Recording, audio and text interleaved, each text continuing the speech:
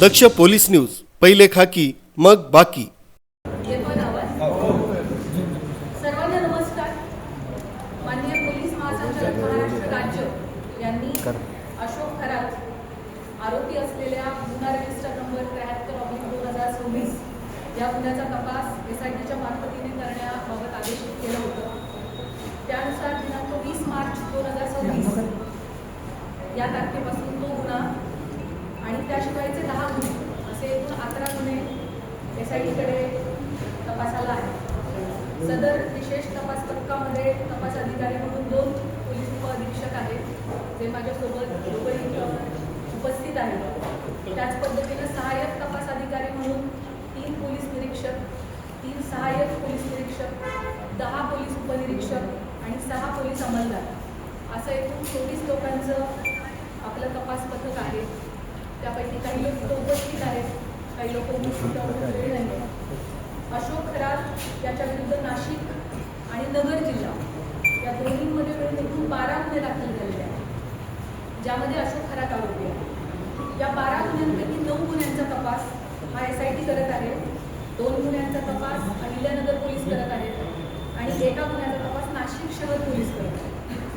आणि अशोक खरात विरुद्ध नसलेले मात्र या विषयाशी संबंधित असे 2 गुन्हे दाखल आहेत. त्या 2 गुन्ह्यांचा देखील तपास SIT करत आहे. त्यामुळे 9 गुन्हे अशोक खरातच्या विरोधातले आणि विरोधात नसलेले पण संबंधित असलेले 2 गुन्हे असे एकूण 11 गुन्हे आमच्याकडे तपासाला आहेत.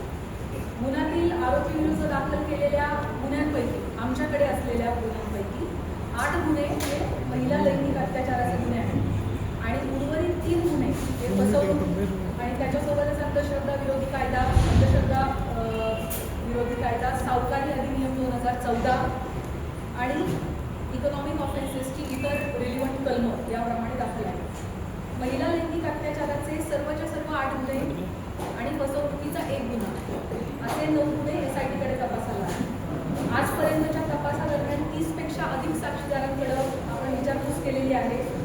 साक्षीदारांकडे आणि पीडितेंकडे आपण जी चौकशी केली त्यातून आरोपी हा पीडित व्यक्ती आणि कुटुंबाच्या श्रद्धेचा गैरफायदा घेत होता, त्यांना भीती दाखवत होता, खडे, चिंचोके, रुद्राक्ष, पूजा विधी इत्यादी गोष्टींच्या माध्यमातून त्यांच्याकडून पैसा उकळत होता, महिलांना स्वतःकडे दैवी शक्ती असल्याचं भासवत होता, त्यांच्या कुटुंबियांच्या मृत्यूची भीती दाखवून त्यांना बदनामी करण्याची धमकी देऊन त्यांचं लैंगिक शोषण करत होता.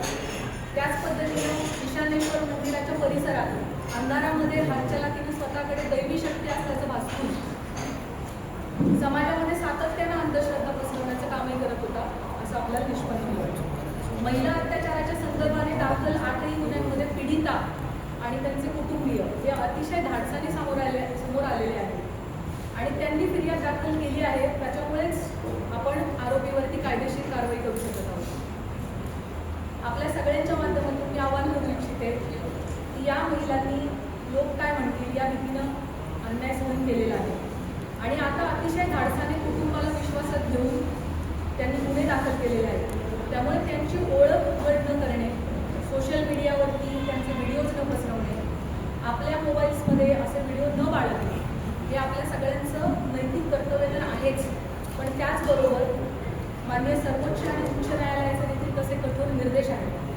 त्यांची ओळख गोपनीय राहणे आणि त्यांच्या खाजगी बाबींची सार्वजनिक चर्चा न होणे हे त्यांच्या मानसिक आरोग्यासाठी आणि त्यांचं धैर्य टिकून राहण्यासाठी अतिशय गरजेचं आहे.